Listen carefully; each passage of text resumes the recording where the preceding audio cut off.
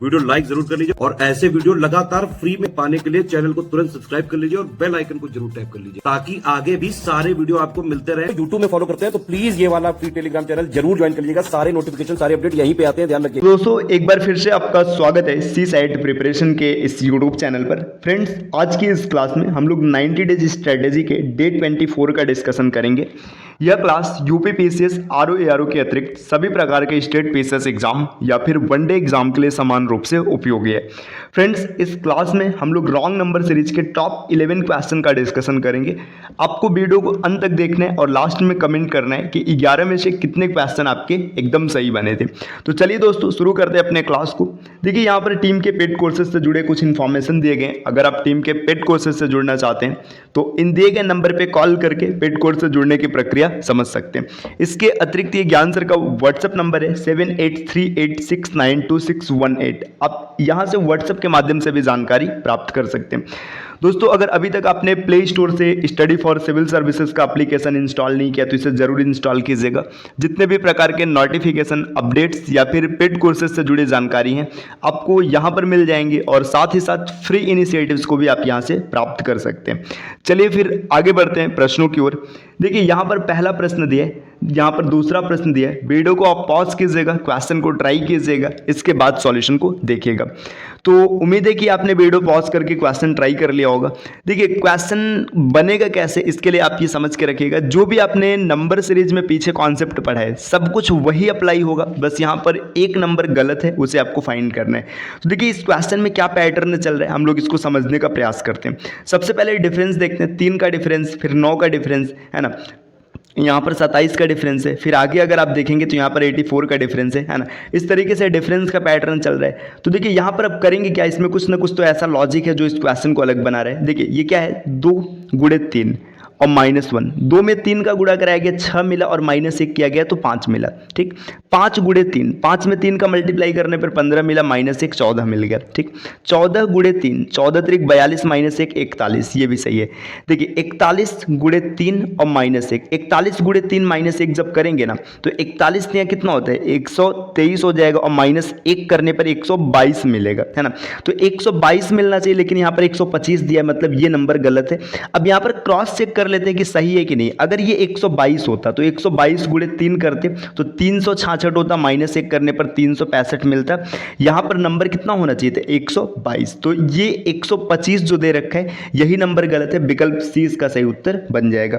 इसके अतिरिक्त क्या ये जो हम लोग 3 का टेबल देख रहे थे यहाँ से भी उत्तर बन जाएगा। देखिए अगर इसके डिफरेंस के बेसिस पर आप देखेंगे तो क्या पैटर्न चलेगा, पहले यहाँ पर गैप है 3 का, ठीक, फिर आगे गैप है 9 का, ठीक, यहाँ पे समझिएगा 9 का गैप है। यहाँ पर अगर आप गैप देखेंगे तो यहाँ पर गैप है 27 का, है ना। ये 27 अगर इसमें जोड़ेंगे तो 41 मिलेगा।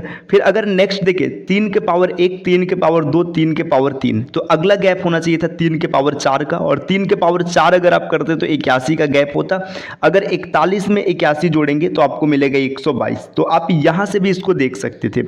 ये नहीं है, जरूरी नहीं है कि एक क्वेश्चन बनाने का सिर्फ एक ही लॉजिक हो, कई लॉजिक है। आपके दिमाग में कौन सा लॉजिक क्लिक करता है ये मायने रखते हैं। आप चाहे तो इस डिफरेंस के मेथड से भी क्वेश्चन बना सकते थे, और जो हम लोगों ने पैटर्न देखा है इंटू 3 - 1 उस लॉजिक से भी आप बना सकते थे।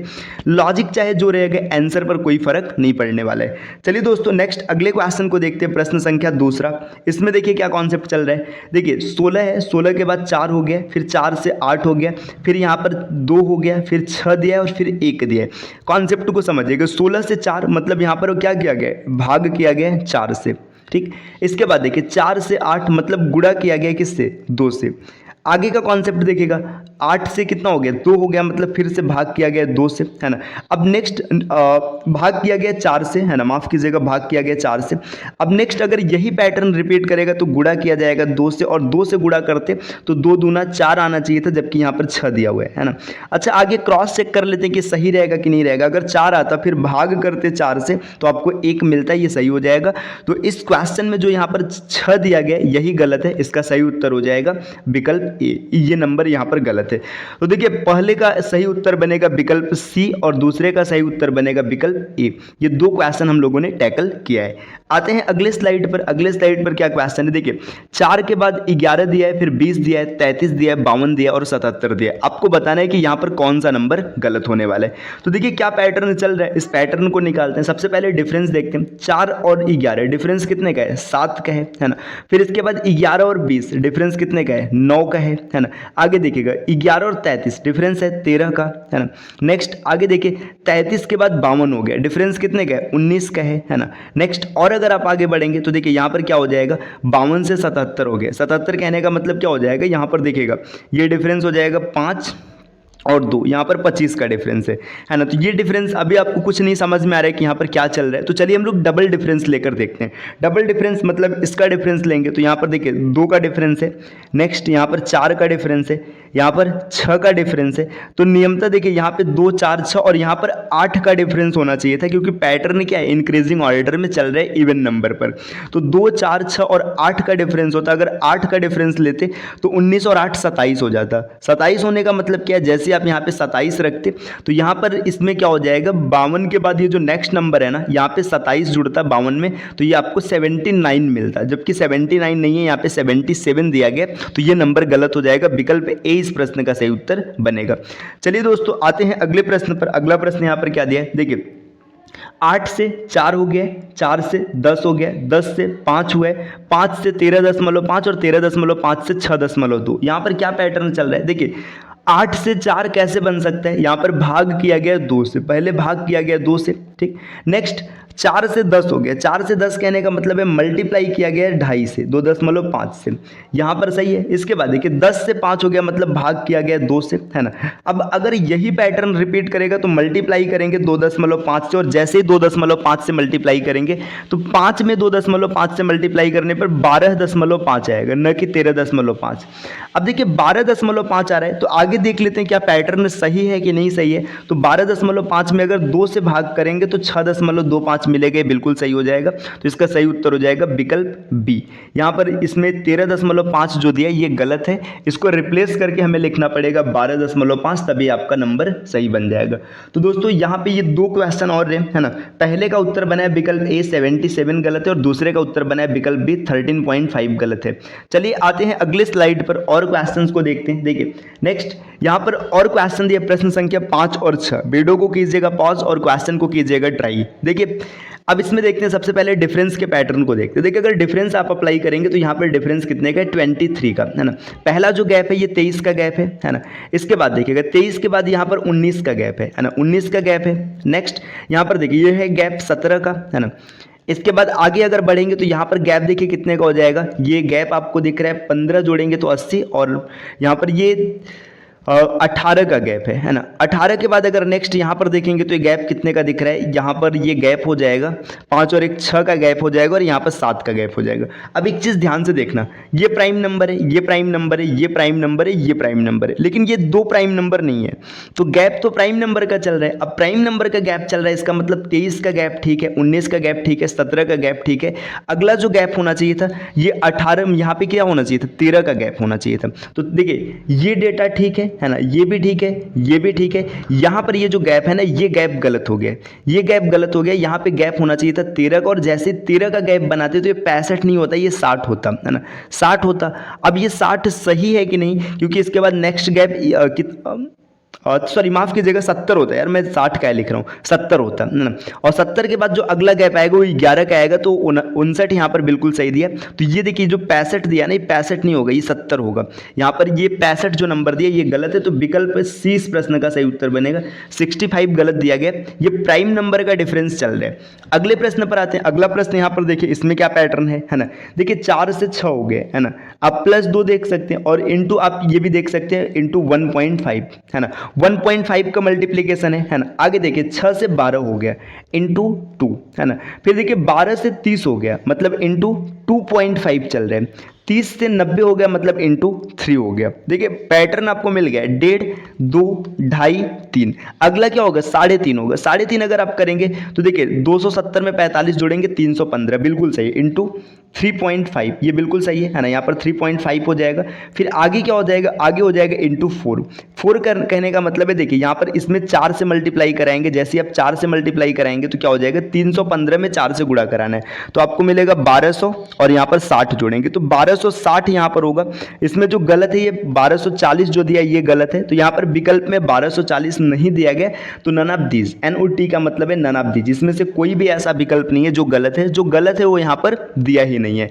तो यहाँ पर ये देखिए इसमें अगर आप देखेंगे तो प्रश्न संख्या 5 का सही उत्तर है विकल्प सी और प्रश्न संख्या 6 का सही उत्तर है विकल्प डी।